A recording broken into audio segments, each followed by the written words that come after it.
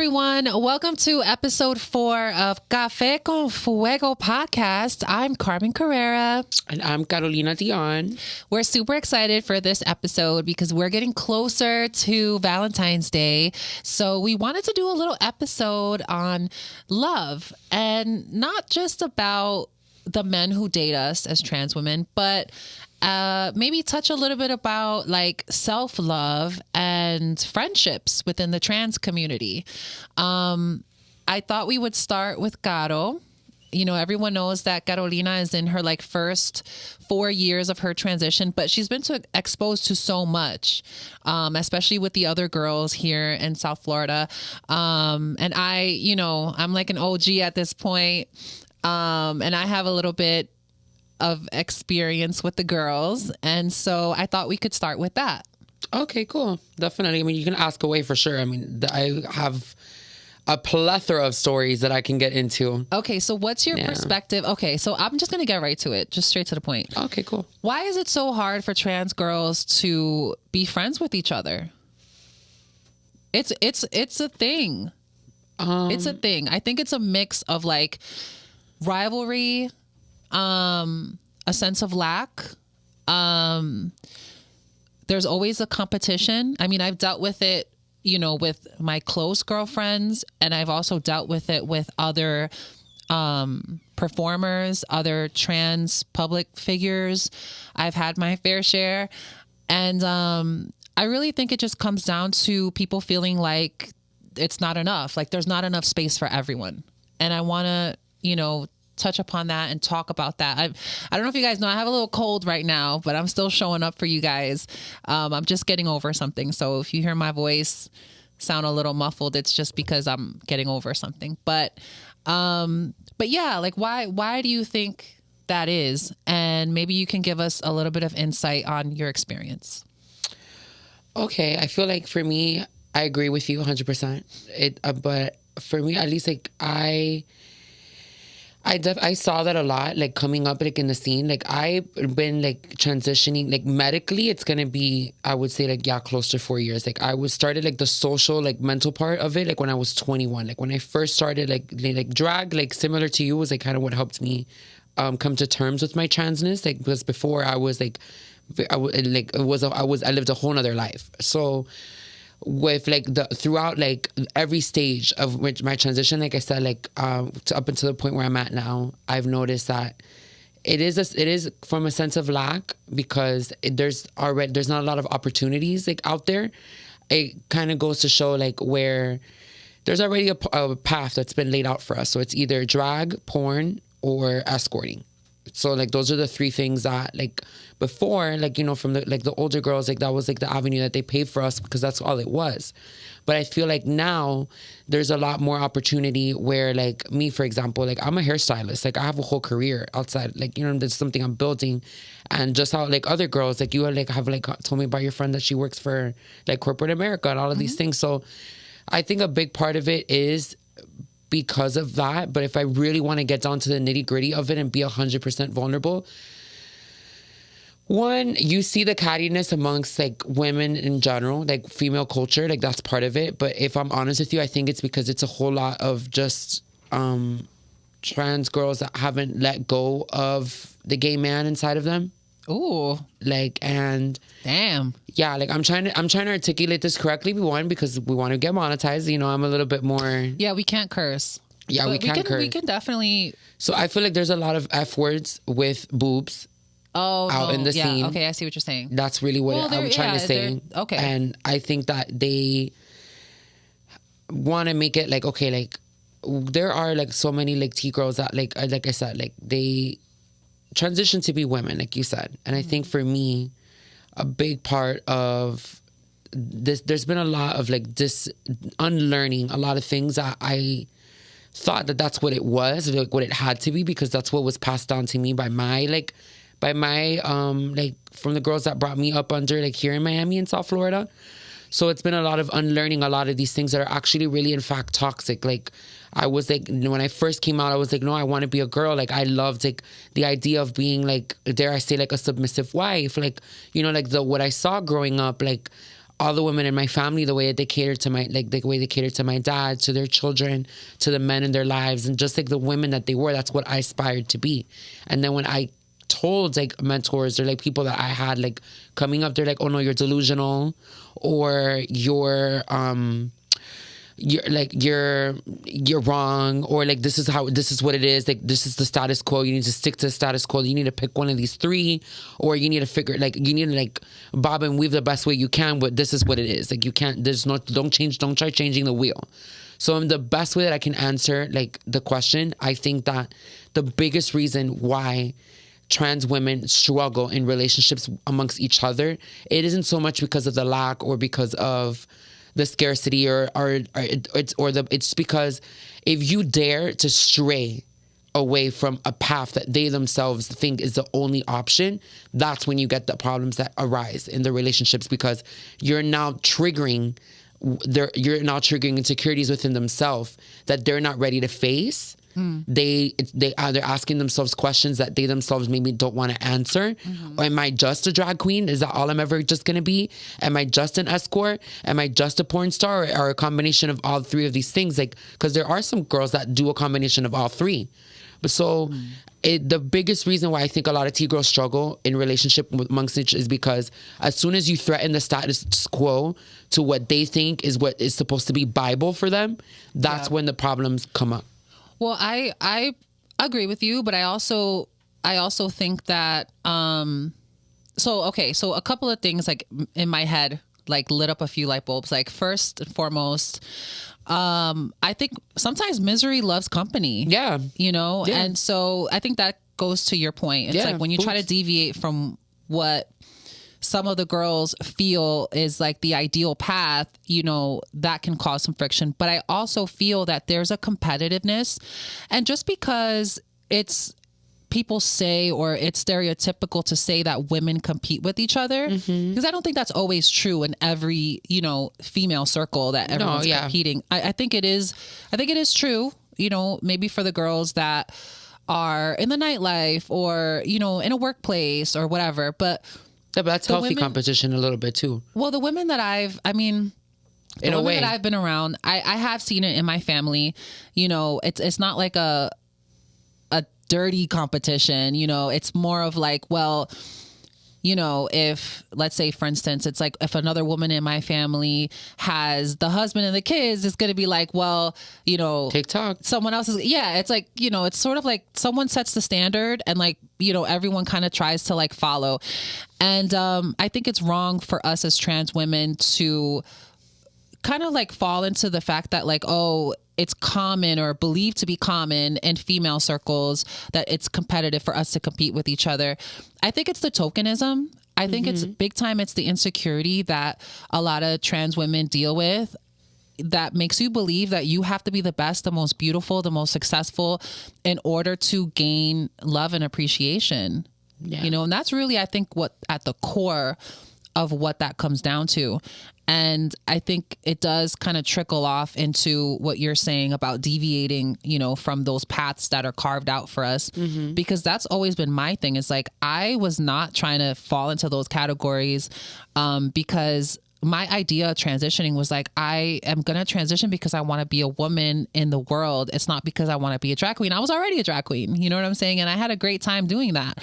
But it wasn't coming from a place of being competitive.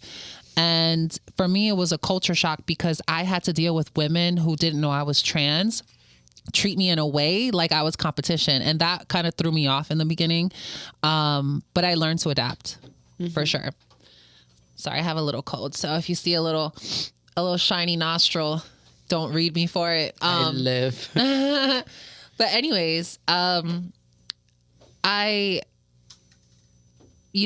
heard stories, and I've heard stories about, you know, the darker side of the competitiveness within the community of like girls recommending, you know, surgeons that are going to botch their work. Oh, boots. You know, like boots, these are a lot of the stories. Yeah. And I feel like we have to really work on ourselves because we're heading into a season of like, we're going to war. Like we're battling a lot of things right now, socially, politically, and we gotta get it together.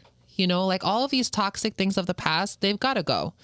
And my only hope is to inspire my community to, you know, want to better their life for themselves, and not because they're competing with the next trans girl, because every trans person is different, and because every trans experience is different, everyone's biology is different, everyone's genes are different, everyone's goals are different. We shouldn't be trying to, you know, compete with someone else's definition of what their transition looks like. Yeah, I agree with you. You know, and so I think that kind of like goes into like our next sort of topic. Girl, the internet. Can I say something before we jump into that? Oh, did you have something to add? Yeah, I'm sorry, go ahead. Yeah, no, it's okay. I definitely, I can attest to what you're saying. I think doing the show with you and being exposed to like so many different types of like trans people, like that you kind of like have like opened the door for me to be able to like meet so many more outside of just what I knew from the Miami scene. You know what I'm saying? And like few T girls that I've met like when I've like gone on tour, like doing like or whatever, like for my shows and stuff. But I think that another thing too that I want to add is it really bothers me now, where like it always has, but like I said, like now I'm in the stage of my transitioning where I'm challenging all of these things, that I'm challenging the programming, or I'm challenging what was passed down to me from my elders down here in Miami. So I think that times have changed so much. And one of the things that I find is that a lot of the older girls, sometimes there are a bunch that are amazing. Like they're like trailblazers. Like they still, you know, they're still uplifting. They're still doing their thing. So this, what I'm saying, I don't want it to come off as like, this isn't a read by far. But there are some girls that I've noticed that can't make way or make room for the nuance of what they helped to cultivate for my generation and for the girls that are coming up after me. So like, trans means so many things to everybody. And I think that we had this like cookie cutter, like, this cookie cutter, like that this is what this is what a trans woman is supposed to look like. This is what it's supposed to be. This is how you're supposed to act. This is what it's like, that like, there are girls that identify as trans, like where before, like, I feel like I came off so angry and so like, and it was really just me spewing out the poison that was passed down to me, if I'm honest. Where there are girls that like I'm gonna be honest, like for a really long time in my transition, I couldn't make space for the they them community in in the trans umbrella. And now like meeting so many different types of like trans people, I can see like how can I say that I want you to accept me, but I can't make room for you at my table or give you grace when you might not want to go all the way like I do. And you might be happy in like for lack of a better like verbiage, like the cross-dresser stages of like you like tethering between both, and you're fine with that. You might not want to go all the way and do the hormones, do the surgeries, do all of this the way I do, the way maybe you did. And I think that like certain queens, like they give like the younger girls such a hard time with their transition, where like they don't necessarily maybe want to. And I think that that's like, and it should be okay.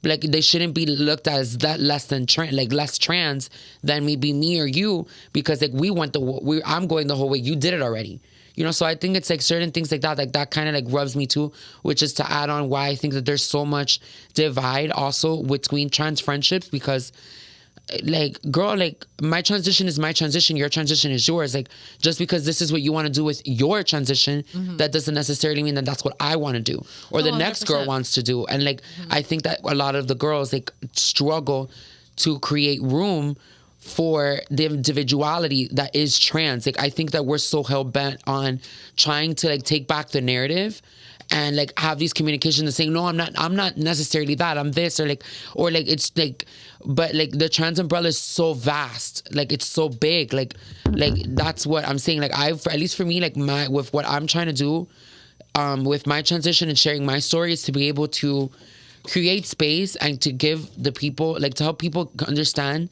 what it is to be trans, and for people to maybe not understand it, but at least to be able to show grace to like the T girl that's in the beginning of her trans journey, or like that older T girl that like didn't have the opportunity to maybe like transition when she was younger, and she's doing it now when she's 60 or 70. She might look a little bit clocky, but like to be able to show that T girl grace too. Well, it's because you know what I mean? Think like that all trans people are the same. Same. Like you have to be like the super hyper possible feminine like T girl, and I think that's what's been like. Granted, that is what gets you the most access, but I don't think like that should be the case. Like because not every T girl wants that, and that should be okay. But that's not the reason. People think that all trans people are the same because they only see few examples and they don't understand that it's a case-by-case thing. Mm-hmm. That's why it's easy for people to generalize. And I understand. I have trans girlfriends that will not hang out with anyone that looks clocky. That's not passable. Yeah. And it's only I know I've been around those girls too. They don't want to deal with how society views trans people because they're afraid. And I respect that. Yeah, I respect that too because I respect it. Yeah, like, but don't devaluate my journey because I'm not at the level of my transition that where you're at, baby. I might not want to go get 5 rhinoplasties. Like, there are girls that they have like so many. They're so surged. Yeah, but I don't necessarily want that. I make space for everyone. No, me too. Yeah, like I'm not really that girl, but I have friends that are like that. I've seen that, and and you've seen it, and I understand. Yeah, I've been around it. I have friends that are like that too. It's more about protection. Yeah, for them. But I think for them, because yes, I agree with you. It's a safety thing. I'll throw them the bone. Yeah. But at the same time too, it's also a thing of like, what are you so scared of that people know what you are? Like, what is there to be scared of? Well, you know what I'm saying? Like, granted, I don't know what you went through, if your experience for you to get to this point. But like, that's what I'm saying. Like, why is it that the little T girl that maybe might not want to get any surgeries or whatever, and she's on Moans and she's living her happy little like gay life. Well, I'll tell you, being in the scene or whatever it is, and then like me, I want to break free from that. Babe, you know what I'm saying? But like there are girls. Give me a second. People kill you. I know that, baby girl. That's why. So you don't even have to ask. I know that. You don't think I don't know that, girl? I live in the hood. So that's you can't say like, oh, what is it? But what I'm saying, okay, like trans, like that's why. I get it. They don't want to get shot, girl. Okay, I get that, but you like at the end of the day, look. If when the cat's out of the bag, it doesn't matter if you're silk chiffon or you're a whole stone cold brick. Like if they don't like the girls, they don't like. Girl, we went on that podcast with Adam, and I stood up to the plate and I defended you boots against that girl. Yeah. You were sitting right next to her and you couldn't tell which one was cis or which one was trans, and that still wasn't enough for a lot of people. Where they'll look, I'm gonna use you as an example, mother. They'll put you like where you are the pinnacle of possibility in a lot of the girls' eyes, and that we've looked up to you. You know what I'm saying? Following your journey, all of these things, you are the blueprint for possibility in a lot of ways for a lot of the girls. But with that being said, that still didn't matter. They still looked at you cold in the face and said, you are a man.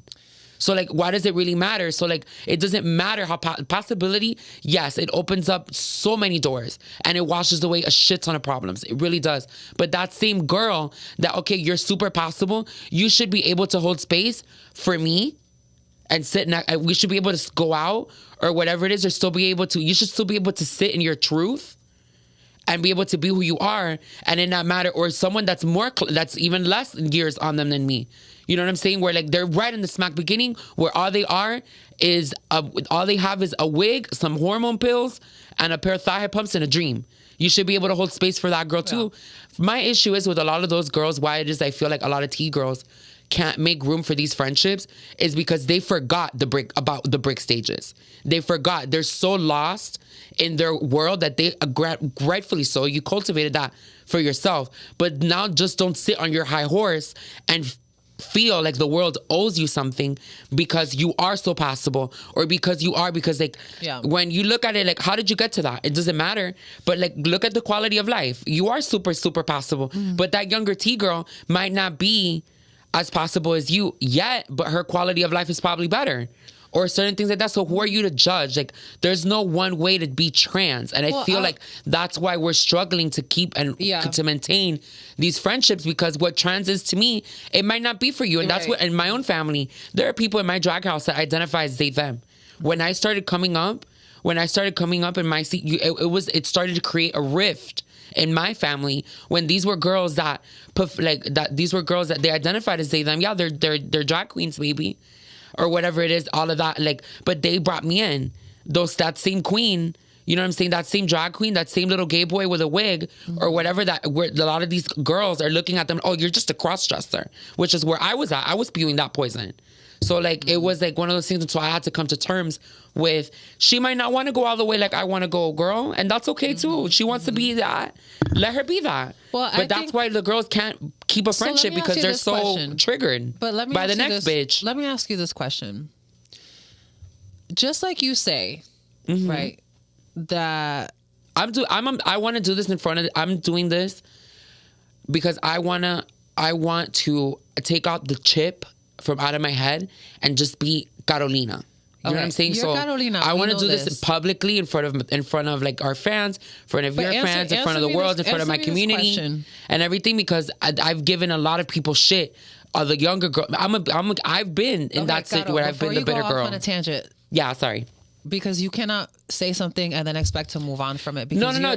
Get me together. I want to talk about it. Yeah, you're not taking into consideration. I just want to take accountability for what I've said before. Yeah, but what happens with you is that you let your past experiences get the best of you, and it shuts you off from actually fully grasping the entire picture. Yeah, boots, because that's all I learned. But you need to open up your mind and stop limiting yourself to your experiences. That's where I'm at now. Yeah. Because of your help. Good. Because you really have to take into consideration, okay, so the girl that's in Planet Fitness shaving her beard in the women's restroom. Yeah. Okay. Right? Uh-huh. What's the rush? Correct? Why is she invading women's spaces? Because it's important to have passability. And that's why a lot of these girls stick to their passability and want that as their goal so that they don't cause, like you said, social disturbance. Yeah. Exactly. So that should answer your initial point about why do girls feel like they don't want to be around less passable trans girls. It's because they don't want to cause social disturbance. And it doesn't even have to be so much about insecurity. It doesn't have to be so much about they think they're better or whatever. It's just that it is so. Sometimes it is, you're right. But most of the time, from my girlfriends that I know, it's because they just want to go out and have lunch. And they don't want to be stared at. They want to be stared at maybe because they're beautiful or treated like a human being. But it's like once you come in with a loud group of friends that are clocking the tea, or even just like super effeminate gay men sometimes. Yeah.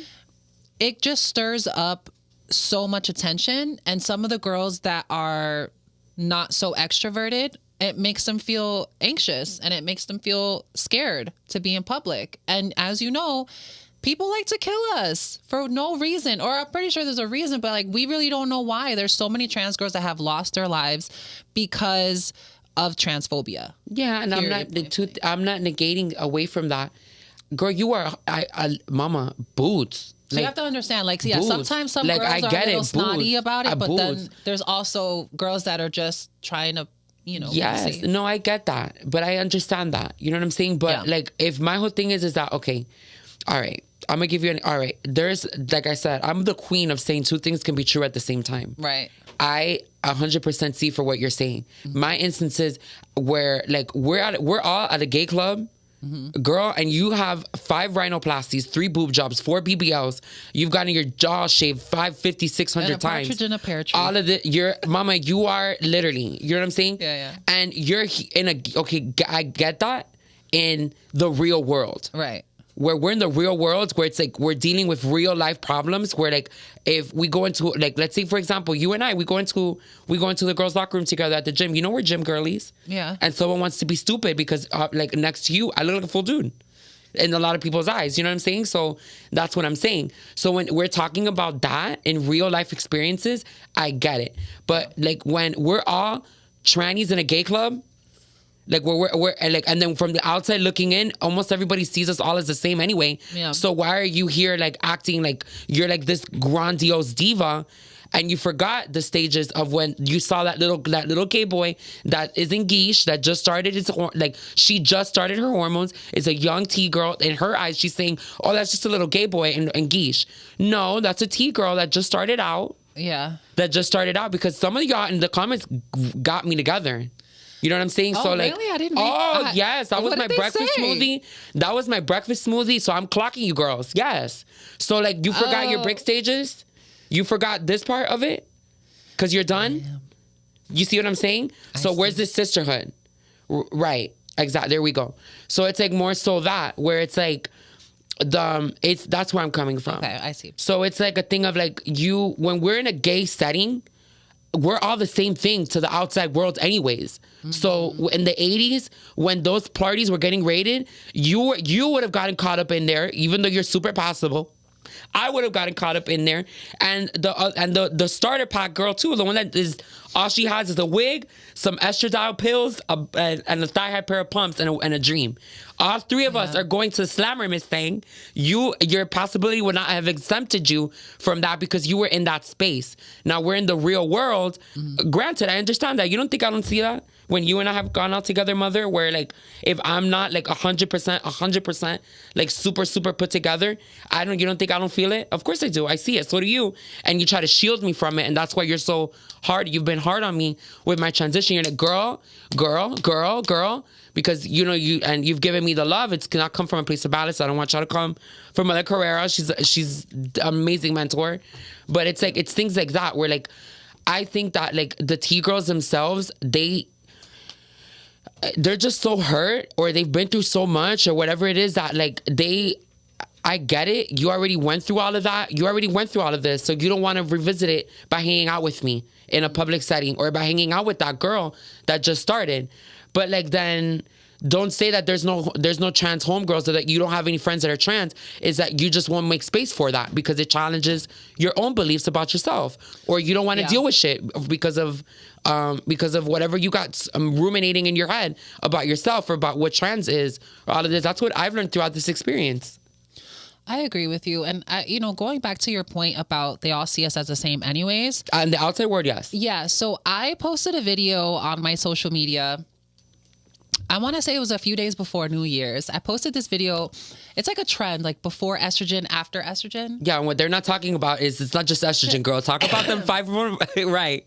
The 3 rounds of FFS, them 3 boob jobs, the silicone in your hips. I haven't had all that surgery. So. You haven't? No, but you got some stuff done. It wasn't just estrogen before estrogen. No, but this is the thing. Before estrogen, after estrogen, it's a trend, and it's a video. Yeah, it was just a trend. Yeah, I was just trying to make fun of it. It's basically showing before and after your transition. That's what it basically is. Boop. And I posted it a couple of days before, and I was nervous. I was so nervous to post that video. Like when I posted it, I was literally like, I got anxiety. I don't know. Like I think it was like it was my intuition, because literally New Year's Eve, like 11:30 p.m. New Year's Eve, I started getting a flood of comments. I was there from. I think that like someone posted my video on like a conservative, Republican, transphobic like group or something, because it was comment after comment after comment. It was the same hateful like rhetoric, like, oh, you're still a man at the end of the day. Like you're still a man at the end of the day. Mind you, my post, I hope like I don't have it. But you see what I'm saying? Why your possibility didn't exempt you from it? No. Let me. Where at the end of the day, it doesn't matter. It does matter. I'm gonna read what I wrote. I was there with you, girl. No, but I'm gonna read it. I'm gonna read it out loud. Well, yeah. Read it so everybody knows. But I was there with you, girl. It has 1.6 million views, by the way. Hello. Okay, so I put here, jumping on this trend because it's the first thing people want to try to weaponize against us. You can't use my gender or my transition against me because I'm not insecure about it. You want to call me a man? Okay, knock yourself out. I've lived the best of both sides. Most of you conservatives and Republicans coming for me in my comments can't even get it right in your own life, but yet you want to come for me about mines. You can't be mad at me because your life le falta major sazon. And for those of you who don't know, sazon is like a seasoning. So when I say le falta sazon, it means like you're missing something in your life, something flavorful. Right. Stay out of my pants, mind your business, and worry about the child groomers and hypocrites in your own neck of the woods. This country has bigger problems than trans people just existing. Yeah. And then I wrote a little message for trans people. Trans people, don't let these people make you feel inferior because you're trans. Own your entire life experience. It's beautiful. This walk isn't for the faint of heart or weak of spirit. protect your peace. But then it goes back to what I said. No, it doesn't. I'm going to explain to you why it doesn't. Because first of all, okay, I want to ask you this. Then why did you feel insecure if you're so? I'm gonna explain it to you. I didn't feel insecure when I posted it. I felt anxious because it's a vulnerable post and I'm putting myself out there, and I know what the current climate is with the rhetoric that exists about us, and I already know we're outnumbered. But it's always been trans like that. people make up 0.1 of the population. People like Candace Owens have built their entire platform on trying to tell us who we are. So I already know. And they have tried to intellectualize transphobia so much that it's already like feeding and fueling this type of abuse online. And so I expected it to come. I knew it was going to come. And that's why it was my intuition that was triggered. And it's not the fact that they all see us the same. It's not what it is. All of the comments were like, well, you're still a man at the end of the day. Well, you're still a man at the end of the day. Like it was giving like, you just can't sit with us, like type of energy. And I started to like, for a second, I was like, all right, block every person. Cause it was people that don't even follow me. It was people that don't follow me, people that, you know, are just coming out of nowhere. And so I started to open up these people's profiles. And what I realized was that a lot of them were private and had 0 followers. And I was like, okay, what nerd is at home setting up these bots to leave me like these comments? Like, this is like getting crazy now. And it's really something that I came to terms with. It's that it's not about the transphobia that exists, is that they don't want to see us happy. And I think that people like Candace Owens have used our own insecurities against us, because I don't need anyone to validate me. I don't need Candace Owens to sit there and say, I accept you as a woman. No. But the fact that we're so triggered by it, they've been able to get power from that. And my message clearly states, like, I'm literally showing you who I am. I'm showing you my journey. And yet you still feel entitled to talk about my body, my chromosomes, if I've had surgery, there's boundaries with people. Where did we lose the humanity? But okay, all right. Do you understand what I'm saying? And the reason why Candace Owens irks me so much is that she's empowered people to cross the line. It's okay to Trump be too. Like, I'm not going to accept a trans person. That's fine. But she has done it time and time and time again. So much so to compare us to schizophrenics, to pedophilias, like people that are minor attracted, whatever it is. She has made these comparisons. That's disgusting. So much so that she's built her platform to empower people, to dehumanize us, to think that it's okay to comment on what's in my pants. Like, dude, you're not going to come on my profile where I'm literally putting it out there, showing you my journey and telling you who I am. I'm not hiding it. And all these comments that I'm getting were like, oh, well, you're still a man at the end of the day. You have mental health issues. How could you not want to be a man for the rest of your life? All these things. Let me state this for the record. I've never had mental health issues. Body dysmorphia it doesn't only affect trans people. Like, it affects people in general. Yeah. I've never had body dysmorphia. I lived my life and I decided to transition because I wanted to, because I could. I didn't suffer as a guy. I didn't suffer before my transition. I was just fine. I've always wanted to transition, but it wasn't something that was taking away from my quality of life. I made a grown-up decision at 25 years old. All right, I'm done. I think I want to transition now. That doesn't mean that I'm mentally ill. I don't understand why people feel entitled to diagnose me with mental health issues because I've decided to transition. I've never had mental health issues. It's never been a thing in my life.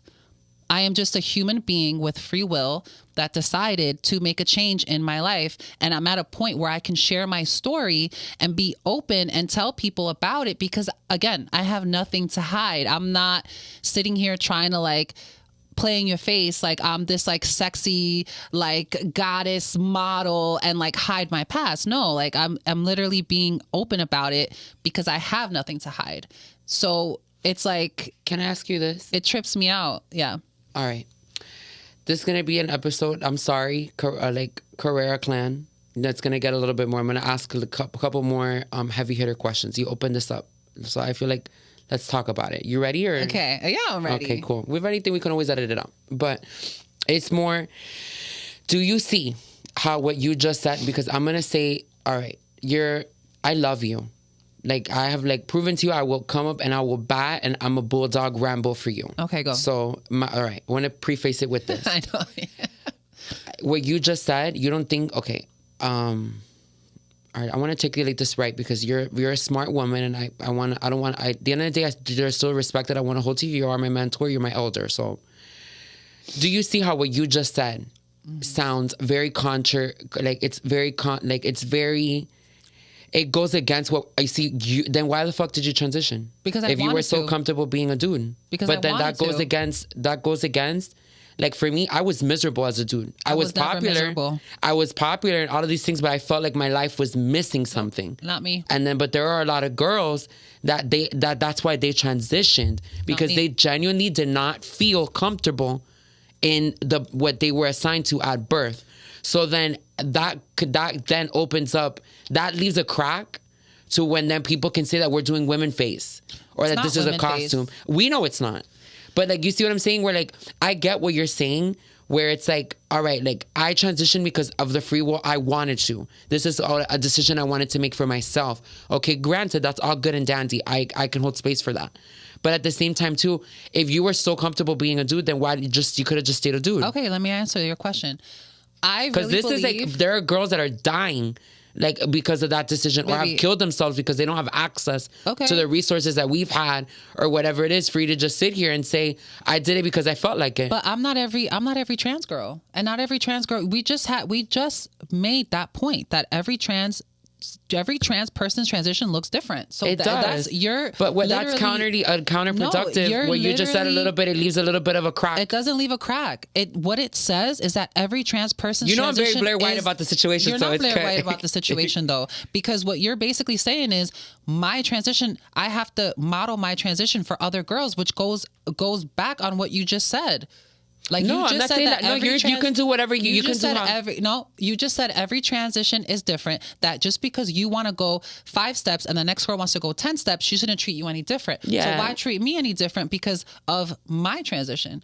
This is what I chose to do. I'm not. Okay. No. Let me say. If you have mental health issues and you're uncomfortable as a guy and you choose to transition to be a girl, that opens up a bigger crack of you not solving you being comfortable with yourself in the first place. Yes, I didn't say that. That's fine. Not. I didn't say. But okay, that's me. I'm not saying that you're wrong for transitioning. If you choose to transition, I'm gonna have your back too. Yeah. But I don't think that it's a prerequisite to transition to have mental health issues or have gender dysphoria. But it's not every trans person. I'm not saying. Okay, I agree with you. Mental health. It doesn't discriminate. You can be black, white, Asian, trans, Hispanic, like cisgendered, whatever. That's not what I'm saying. Okay, I'm not backpedaling because I'm not gonna pussy out for what I said. I want to make sure I articulate. That's why I was like, let me try to find how I can articulate this correctly. Okay. Because this was just me trying to play devil's advocate. I know. And asking you the way that like I get it. Mm-hmm. Like you want, like girl, like I said, but you went all the way. You went all the no. Give me a second. Hold on. You went all the way.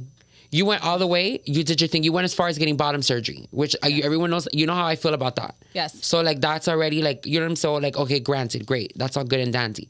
You want to go out. You went all the way. Yes. So I want to say somewhere adjacent to you, but not all the way on the other side of the spectrum like you. So no, I'm trying to like backpedal it because I don't want my 15 lashings from the girls on my back because that's what I'm trying to. No, I like you to play devil's advocate. No, of course, that's why. I have no problem doing it, but still, I want to respect you. You like I said, all that conservative media. Oh, 100% I do. So it's valid. Yeah, but I want to explain to you that as a little kid, because there are the whole issue of what transgenderism is. It's become political when before it was biological. It was psychological. It was different. Now it's become political because the gay movement was a big thing that the Republicans and like conservatives like used as a pillar, and then like in their campaign. After it became legalized, now we need to find something else to put like to replace the gay thing. So now we're the target. The trans thing. We're the trans thing. But originally, when we go back with like from what trans was, okay, your situation, like I said, I will bat for you, and I Rambo the kid for you. But do you want me to give you more hold on, insight? give me. I know. Hold on. Let me wrap this up, and then I want to give you the floor. But what are you saying?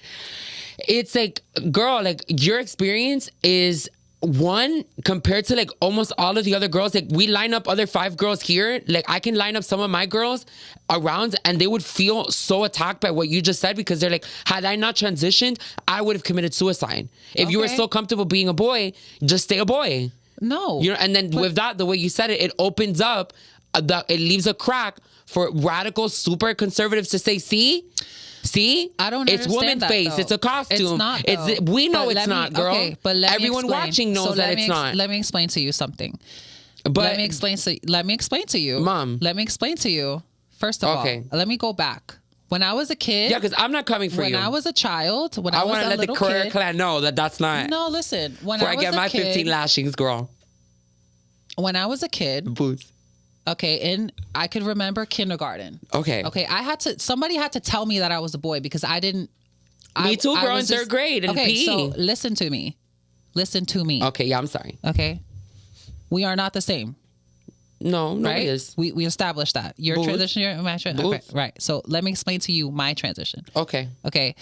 As a kid, somebody had to tell me that liking boys was not for boys. Somebody had to tell me that liking girly toys was not for boys, right? And I was like, oh, okay, cool. Because I was just living my life. Like, I don't know how to explain it, but like as a kid, I never had an attachment to my gender. It was what was around me. It was what was dictated to me. So I was like, okay, cool. I was cool with it. But I always had this feeling inside of me that I would look at older girls. Like I remember the 8th grade girls in the cafeteria, and I'd be like, wow, like I want to grow up and I want to be a girl when I grow up. I knew that inside, but that didn't make me suffer. Like you don't have to suffer through your gender because, as fuel to make you transition.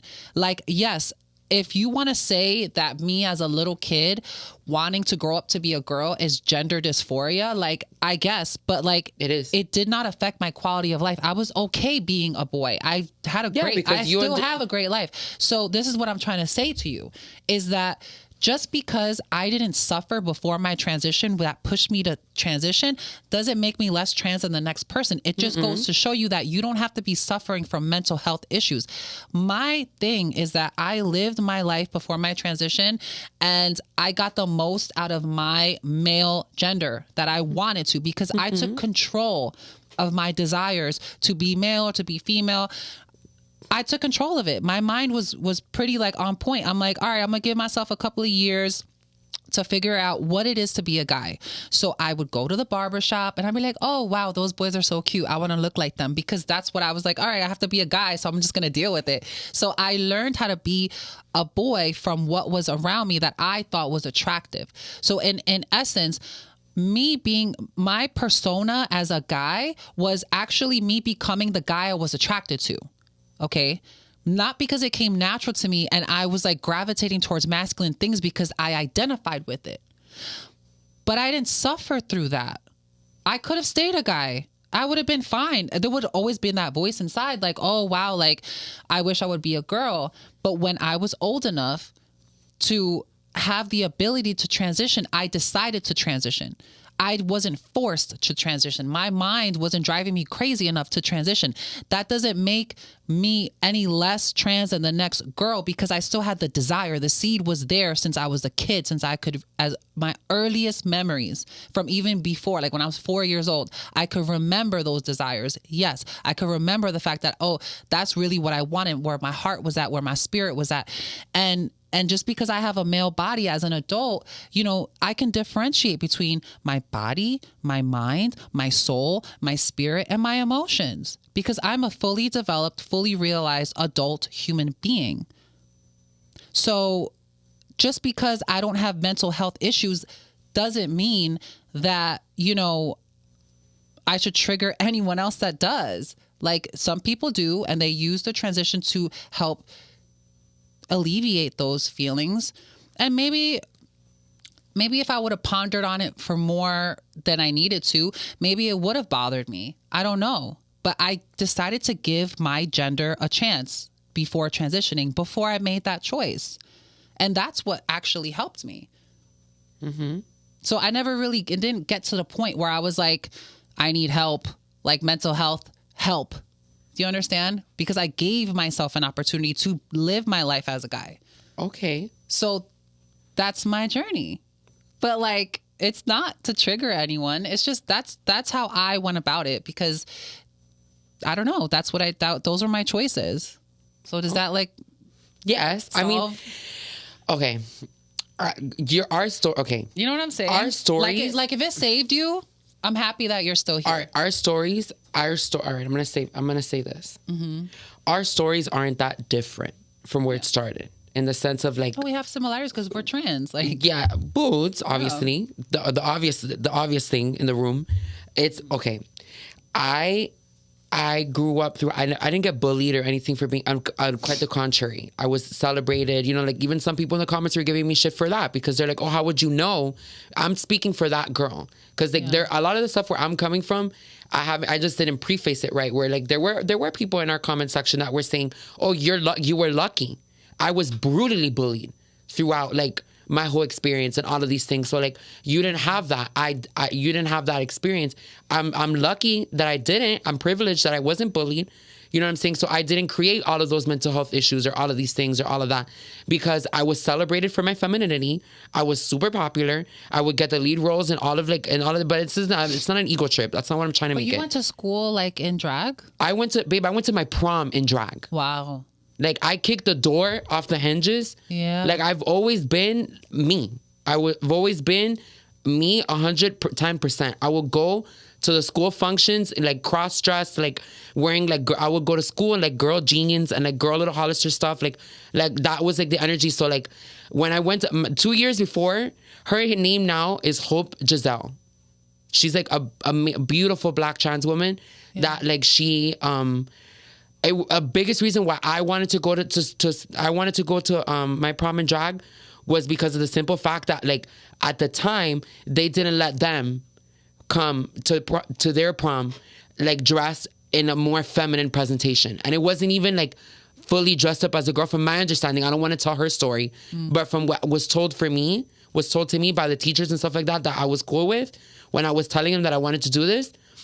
They went at the time with like a more femme like top, like it wasn't like a traditional tux, and they told them, you need to go home and change, if not you can't come in. And when I heard that, like she's 2 years my senior, okay, so 2-3 years my senior, like my age. Very right. Boots. Let's go with that.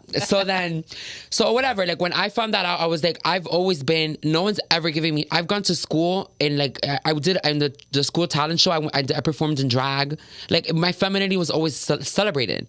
Yeah. So that I went to Miami High. I'm a class of 14 stingery. I walked up to the principal and I told him, up until this point, I was like, hey, by his first name, Benny, I'm going to prom in drag. I want to let you know. Yeah. And he looked at me and he was like floored. And then he's like, for sure. He's like, word? And I'm like, oh, I'm dead ass. Like, I'm still serious as a heart attack. Don't worry, I'll do the dress code. He said, no, I'm not worried about it. You've always looked like immaculate. Like your style, you have style. Like, I'm not worried about that. Yeah. My homecoming, I went in girls' clothes and in pumps. All of these things. So so there wasn't, he didn't give me shit for it. He's like, I mean, he threw his hands up. He's like, you're going to do it regardless. Like, there's no stopping you. Mm-hmm. And I'm like, and if you try to do me like you did Miss Thang 2 years ago, we're going to have a problem. Period. And then he put his hands up in the air and he just started laughing. I don't know if it was maybe because I'm like, I don't know what changed his mind. Maybe because I was always just so unapologetically myself. Yeah. And that all the kids, all the teachers and everything, like I used to hang out with the high school jocks, the manliest of men, like in my like all the guys that all the girls wanted to be with. Even some of them I had a low-key thing undercover that no one knew about. So like it's things like that where like I never had an issue. So I kicked the door off the hinges, and then after me, all of the other little gender nonconforming and trans kids and gay kids were able to go present it to their prom however they wanted, because I made the decision to go in drag. So like after, like, you see what I'm saying? So but so if that's the case, if you have this experience, then where did the mental health issues come in for you? Because for somebody like, I didn't have those guts in high school. Oh, I did. I waited till I graduated high school. No. I was doing my thing since I was like 15, 16. So then where does the mental health issues come into play? For me, it was more so of the fact of like when I was in high school, I remember like my first love. We were talking, and then I didn't imagine, when I thought of my future of walking down the aisle, I didn't imagine myself in a tux. I imagined myself wearing a dress and being a girl. Mm-hmm. Like I was how I always saw myself as. Mm-hmm. So for me, it was like I kept trying to date and I kept trying to make this peg work, because all I had seen, I understood. I was so celebrated as like a little gay boy, and I had it a lot easier. And then with the trans things that I saw coming up was like, they were either an escort, drag queen, or like I didn't see, and then at that point you were really out of reach. Like God knew what bringing us together, that was like synergy. But at that time I didn't have you in my life. So like it was more so of just seeing what was out there. I dragged it out as long as I could, but I wasn't happy. Like I was so feminine that it made sense. Like I said, I want to be a girl because that's what I see myself as. Like I hold it similar to how you feel. Yeah. I didn't have that like super, like I wasn't suicidal. I wasn't all of these things, but I have friends or I have kids like in the scene that have come up to me and said, Mother Karolina, Caro. And I've sat with some of these kids and I've had these conversations where like me giving them, I'm telling you, because that's why I'm gunning for it. And that's why I came and I apologize to you and to our fans. Like, I wasn't trying to put you in the hot seat. I was just trying to get you and everyone watching to understand that, like, what we say or how we say it, you've taught me this. I've learned this with this experience. It matters, especially like we're influencing the masses. So when we negate that, there are certain trans people that do have a mental that do suffer from gender dysphoria, that do have these things that, like, me giving them I'm gonna tell you, I'm gonna keep it a stack. Like, there was a girl that I saved her life, giving her the resources for her to go and get her hormones because she was about to off her top. You see what I'm saying? I know it's a real thing. I don't negate that. But that's what I'm saying. But that's what I was trying to say to not. I don't have gender dysphoria shouldn't negate that doesn't mean that other people do. I'm not saying that other people don't. But that's how it comes off. That it's coming off when there are trans people can and do have like they can. They do. They do have. You don't. I don't. Yeah. I'm good. You know what I'm saying? Like, I'm good. Yeah, like, I can't speak to someone that has gender dysphoria. But that little girl, that had I not given her that number to care resources, I wouldn't have her. She wouldn't be my kid. I get it. And I know that it exists, but she wouldn't be with me. I have to be a testament to my journey because we don't see it enough. Because so many people are convinced that every single trans person has mental health issues related to their gender, and it's not true. And that's why I'm saying what I'm saying. Right. There are a lot that do. Right. But someone like me is underrepresented. So it's not just because I'm the one out of all the other examples. It's not putting anyone down. It's just saying that I have to represent myself because people got me effed up. And it goes back to my post and how many comments were the same. But if you know it's not true, then why would it bother you when the masses? Because when you are the exception, that's kind of the cross you have to bear. No, it's not the cross I have to bear. I have to represent myself. I have a platform, which is why I'm talking about it. Right. So it's like I have to be able to represent myself because people are under the impression that every single trans person has mental health issues. No, we don't. Not all of us. And it's becoming inflated by ignorant people like Candace Owens that is like saying, well, you're just crazy. So why should I accept your mental health issues? Why should I accept your delusion? And it's not so much of the fact that I don't care if you accept me or not, but you're going to respect my humanity. Yeah, it's that. Because it just seems like more and more hatred is just being intellectualized and fed into the masses, which is why I think Candace Owens is not the most Catholic or Christian or whatever she wants to call herself, she's not doing that, because Jesus always taught to have empathy. Jesus always taught like not to be freaking hateful. You know what I'm saying? Not to spread hate, not to use religion as a way to hate people. Jesus wasn't even messing with the religious people back then. Not really. No, Jesus he got crucified by the religious people. Jesus existed for people to follow his ways, not to follow religion. Jesus never said, I'm going to create a legion of Christians. No. Mm-mm. So yeah, check yourself, because what are you putting into the world? You're just teaching people to alchemize their hatred and further spread ignorance and just bad vibes, dude. Like, I'm not here to cross-analyze anyone. I'm speaking from my own interpretation of the situation. Like, it's not helping anyone. I can ask you this. It's not helping anyone. All right. First and foremost, again, thank you. Like, I got a little bit passionate and I felt away because I saved that girl's life. And that was like something for her to, like, I don't want to erase her struggle or what she represents, because there are a lot of other girls. I'm gonna speak for me. I had it pretty easy. You know what I'm saying? Like, I really did. Like, I had it pretty easy. I didn't face all of those challenges. Everything came afterwards. Yeah. I took I took a long time to fully come to grips with it, because I didn't see a positive example, and I was like, damn, I don't want to be that. That's not what I want to be. And I knew that being gay was hard to a certain extent, but I already mastered how to navigate that, and I excelled because, like I said, I was the popular gay kid. So I didn't have that. I mastered that young, because I came out to myself. I didn't know that what we are was a possibility. I thought, and I accepted, okay, I'm just a feminine gay boy. That's it. That's all it's gonna be. This was a wild dream for me that God showed me that can come true. But with that being said, like, I like to challenge certain things like that, because like I speak for that girl that I saved with that. So I wanted to like close that. Let's move on. Now, there was a point that Candace made with Danielle on that interview with Ray J. Yeah.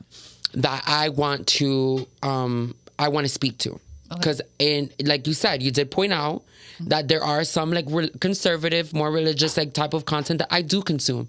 And I am the queen of saying like two things can be true at the same time. Okay. There was an argument that she said that a lot of people found validity in what she said, which was she compared blackface to women's face. Like, us as trans women deciding to transition and all of that, is she compared that to people she compared basically Cliff Notes. She compared transgenderism to being transracial, like Rachel Dolezal.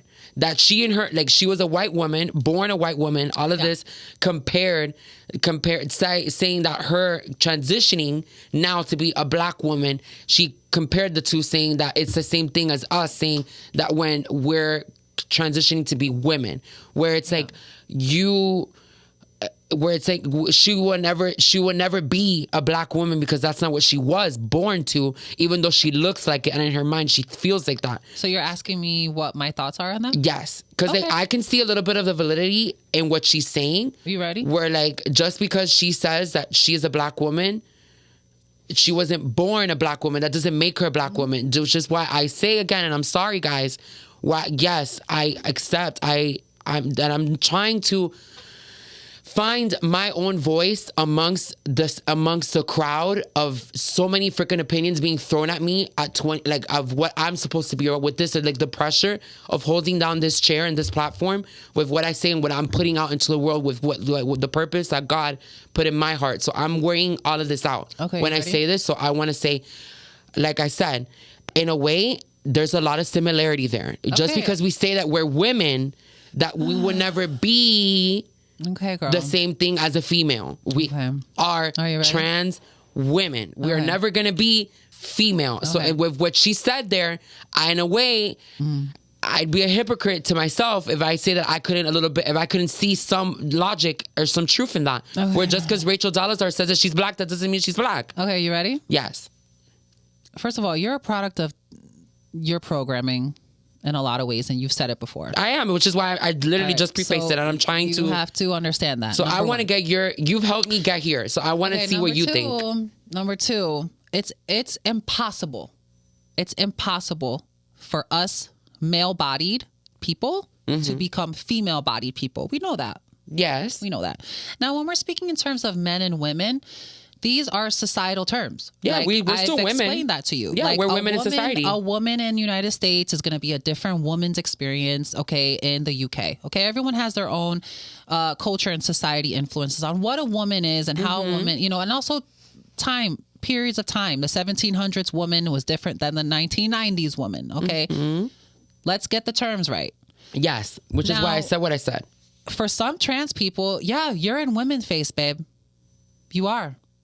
You are. That's all I wanted to say. But thank you. But those are for the girls that are early in their transition. Maybe that's you. I don't know. I cannot go back.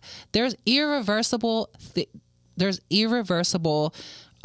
procedures, not just surgery, but also taking your hormones after, I think, 5 or 6 years. That feminization is permanent.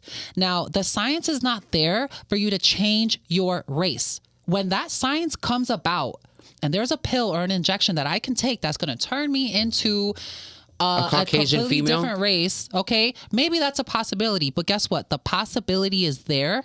The science is there to change my male features to feminine features. We all start off as females when we're in the womb. And with the influx of testosterone and estrogen, those ovaries drop and become testicles, okay? That is a possibility. It's possible to take hormones and feminize your body so much so that you blend into female society. Yes, your body's still male. We all know this, okay? However, there's many trans people that can have successful transitions. I'm sorry, I'm laughing. I just like I live because you are like the base of your voice is sending me. Because I'm saying like people are so dumb. Yeah, but that's people okay. Are so dumb. I knew I was gonna get you. I knew I was gonna get you.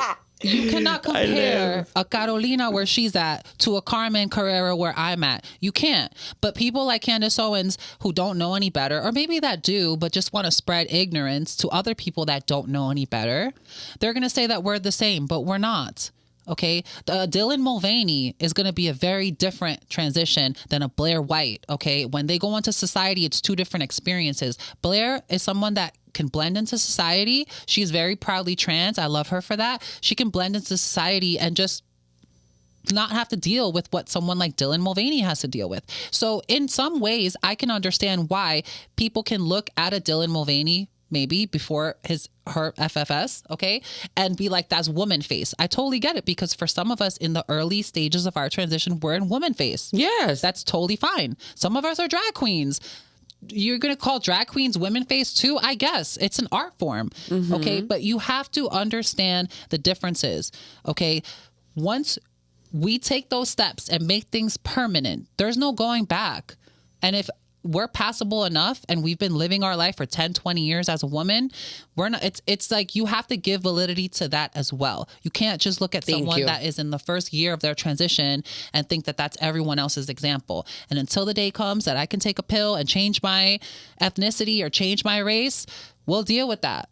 But stop going to these extremes just to get your hatred and your transphobia across, Candace Owens, because it's just like dude, you're trying so hard. Candace isn't the only one that's made that argument. Candace has made argument after argument, comparison after comparison in order to move the masses to be more transphobic than they need to be.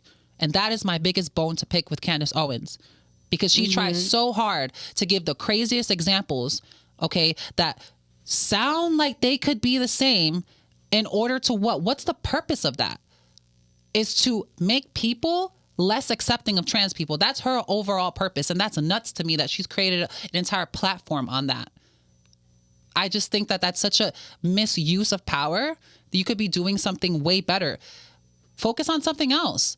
Like, the Republican Party is so focused on us existing, but groceries are still the same price, baby. But it's an agenda. It's an agenda. The only reason why they're so focused on us is because they made the gay stuff legal already. So like, they were using the gay agenda. They're trying to roll that back. Hope you know. I'm sure they are. But they tried. The reason why they have put such a zoom in on us is because nobody cares anymore about the gay stuff.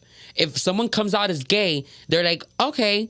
No one cares. So the reason why we're now being so sensationalized is because we're what replaced that pillar and like they're like, in their campaign. So it's more so like they have made transgenderism something to be political. The only reason why that is because the gays already got their spot.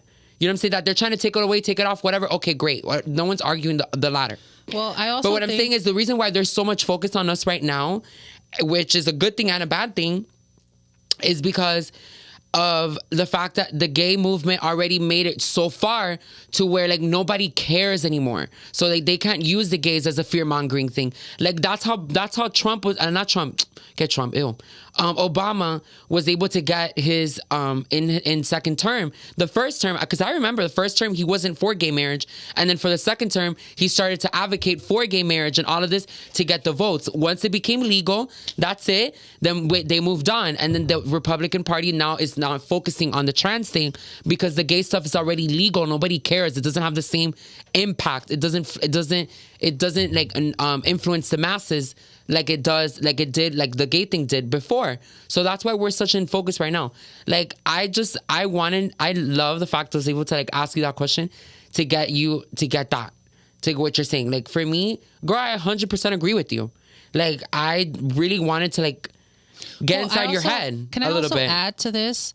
I agree with you. Yeah, like if you can't compare the same thing. There's no science for you to now. I'm Latina.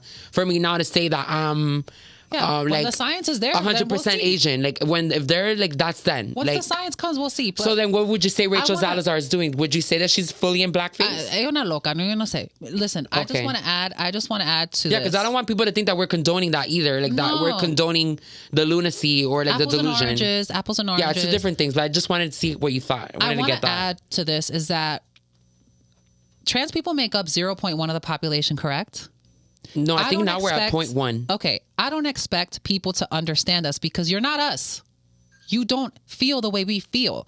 Mm-hmm. And it's a shame that people have to try to influence mass amounts of people to be against us because they're using the fact that they don't understand us and they don't get us. They're using that as they're weaponizing that.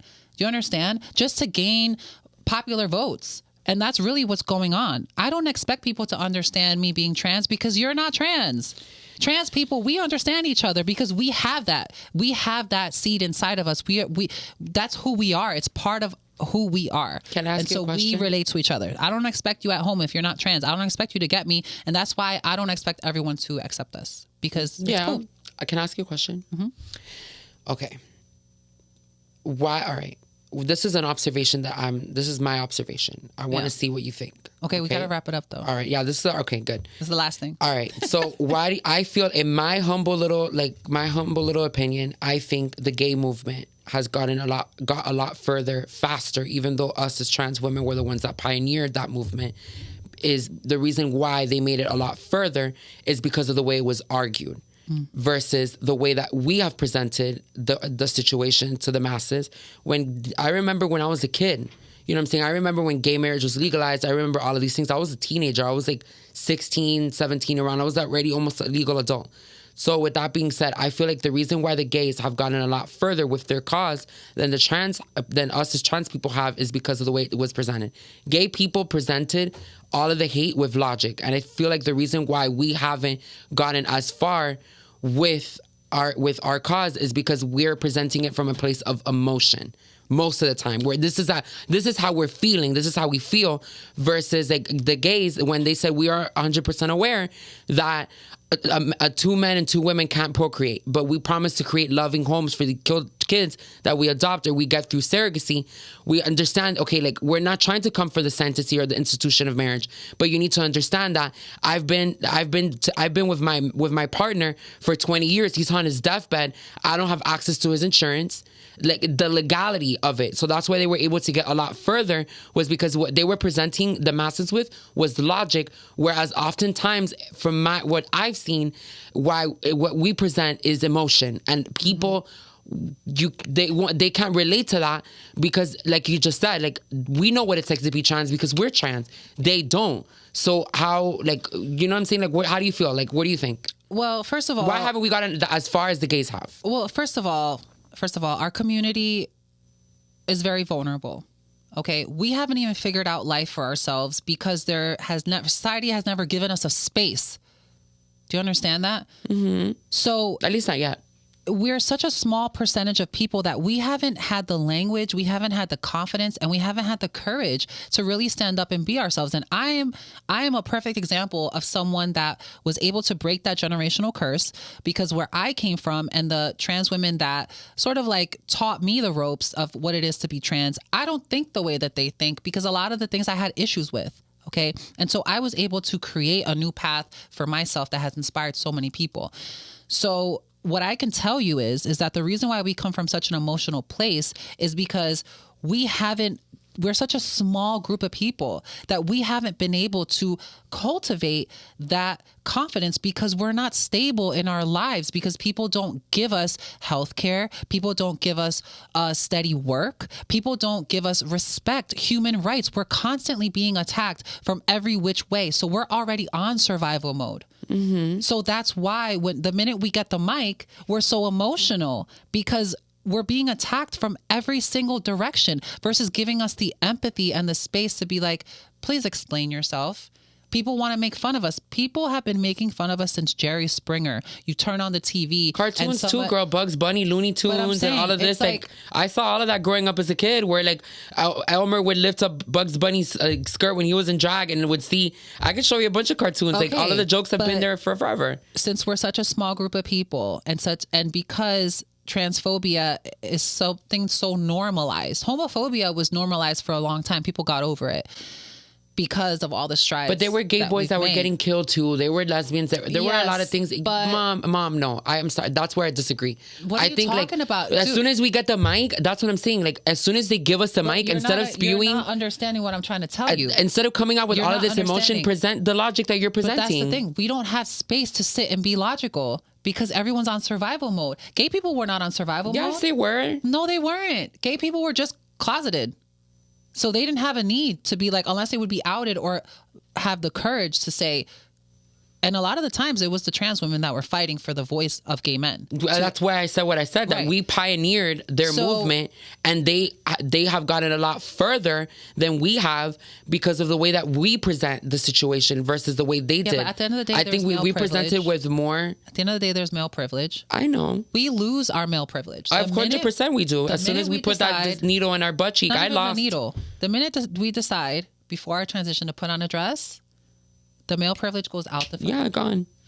So you have to understand that it's I get that though. That's the reason why. And I mean, look, not everybody takes hormones. Not everybody understands that. But that in and of itself is a very emotional thing. Then would you say that the real issue isn't really transphobia? It's just a war on femininity itself? No, I just think that you know, that it's better to be more, because we live in a masculine world. No. Like, if you're more masculine, more this, like, you think the real issue isn't so much in trans, because transphobia affects all women. Like, there are cis women that get confused for trans or whatever it is. Like what do you think? No, because women, especially in my household and in many Latino households, women wear the pants. Women are the strong ones. So I don't believe that. I don't think it's about femininity or masculinity. What I think it is that people are running out of who Not to in bully. my household. People are you listening? Yeah. People are running out of who to bully. That's what it is. That's what I'm telling you. That the gays moved out. Your question. You should already know this. It's not about the gays moved out. It's not about that. The fact of the matter is that we are a very vulnerable community, and we have not had our moment to be solid and grounded and stable. Nobody's trying to take gay man's rights away. Even if back in the day, like, okay, you couldn't get married, that's fine. But people weren't saying, if you're gay, you can't have health care. If you're gay, you can't this and that. People would have to be closeted. They weren't able. Listen, they had HIV. They weren't able to get. Like, there's a lot of things that they weren't able to get. I'm not negating. There was that little gay boy that got hung by from his testicles in the freezing cold. There's a bunch of stuff that they've gone through too. Babe. What? I'm not negating that homophobia existed. I wasn't around during those times. They were persecuted the same way we were. No, it's a very big difference. It's a very big difference. Like, I might be ignorant right now, but from what I know, from my experience and from what I gathered, I have never seen such a political force against gay people like it has been against trans people. Like, it's an unbalance for me because gay people had to work for their rights, but once they got their rights, it was cool to marry, and to be able to have access to, let's say if someone dies or whatever, like to be able to do those things. Okay. There's civil union that was created for gay people. Those things are not going to budge. Nobody's going to come for those things. There's too many gay people in the world, but there's not that many trans people in the world. So it's easy for people to use the ignorance that people have against trans people to use that and fuel their popularity. That's just what's happening right now. I don't think it's because, like gay people are going to still hate people. They're going to hate gay people. But the reason why they're so, the only reason why they're going to be racist. They're going to be sexist. There's so much focus on us now because, like I said, I will stand on this, I'll die on this hill. Gays already got accepted by the masses, so they can't lean on that anymore. So what did they replace that pillar with? Before, the fear mongering and all the hate and all of this and rallying for the votes used to be the gay thing. Now it's the trans thing because no one cares about the gay thing anymore. True. So it's a thing. That's what I'm saying. And then the reason why you're seeing I saw it. I experienced it coming up. That was the time when I was a kid, and I was a teenager, seeing all of these things, and me being so revolutionary in my expression of the time of like my gayness, however you can say it, because that's what I was living as at that time before I decided to transition. So I did see all of that. I saw the stories. I saw like the horror stories of gay boys getting the crap beat out of them because they were gay. All of this. There were instances where guys, you want to know why I never got bullied, baby? Why no one tried it? Because I can fight. They tried it one time. I whooped that kid's ass. And no one tried me ever again. I would pull up to school in pumps and all of these things, and I would whoop your ass dressed up in my femboy geesh. And I would whoop your ass. I would call me a punk. Try to call me a punk. See how this punk will get you together. I mean, so no one would try me. I went to Miami High in the middle of the hood. I went my middle school too. I went to Shenandoah. Well, when it comes to trans people, we already have so many odds stacked against us. And yes, many of us come from an emotional place because people want to come at us with so much hatred from so many different directions. And we're not an empowered community.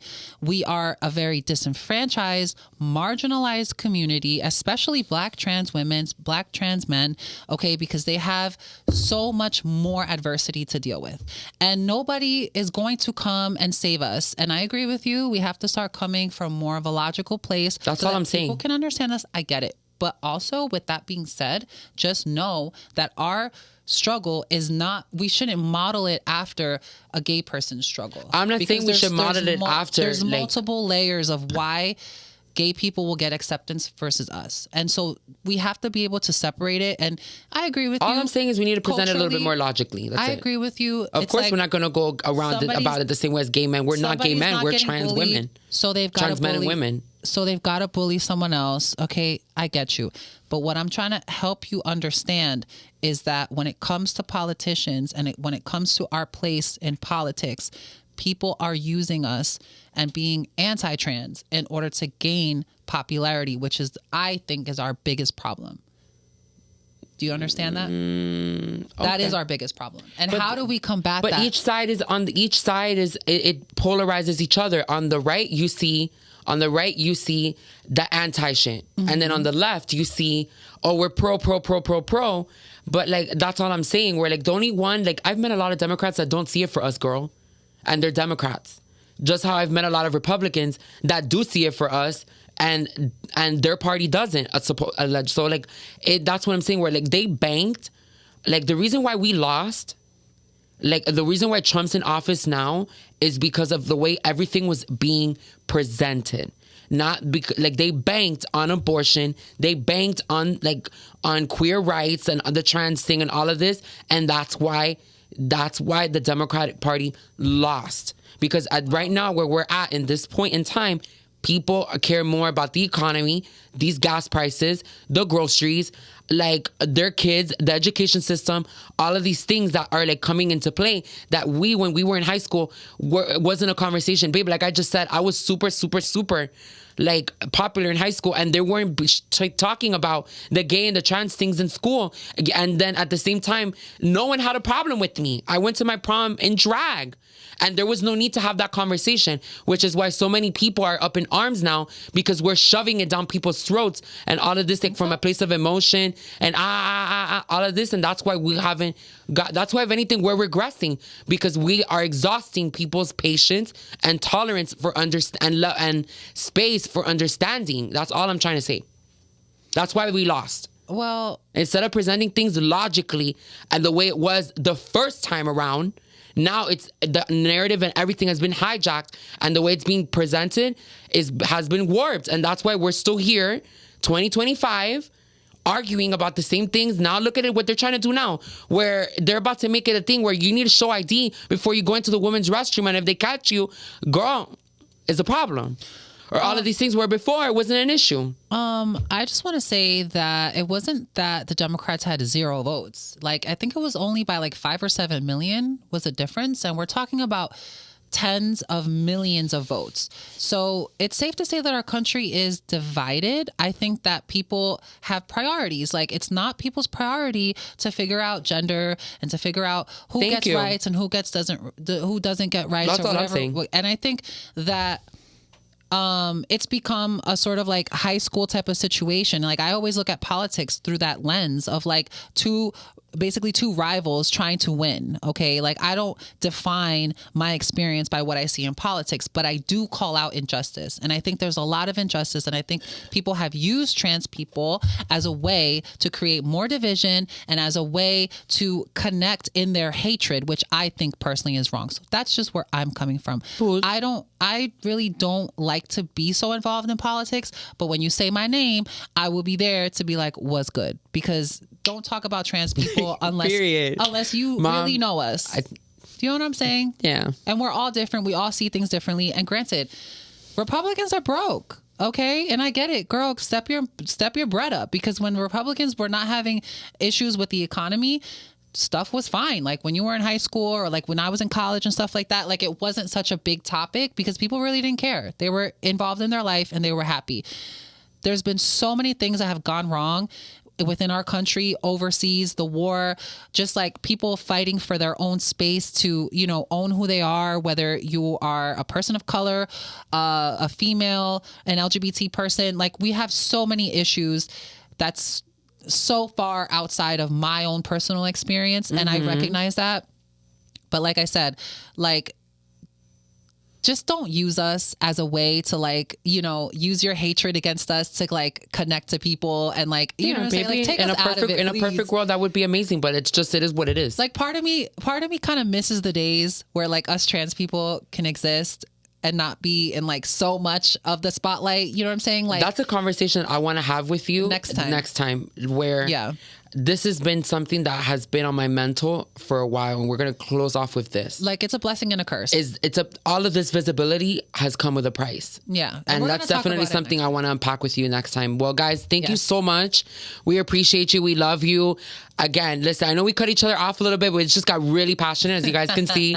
It's all love. I love you, Mom. I love you too. No, we need to have these conversations. Oh, no, boo, it's 100%. And thank you so much for watching. Please listen, like, comment, subscribe, share. Yes, like, comment, and subscribe. And shout out to all of those hateful people that wrote all those terrible comments on my post. Thank you so much for all the engagement, because I do monetize my Instagram, and you've made me a lot of money to continue being fabulous. So thank you so much. Keep with the comments. We love that. Push like on this video. Please don't be afraid to share it. Tell your friends about it. And you know, and open up, honestly, guys, like, comment what you guys think. Yes. Like, we definitely, there's an episode that we do want to do up and coming where it's just going to be all about you guys.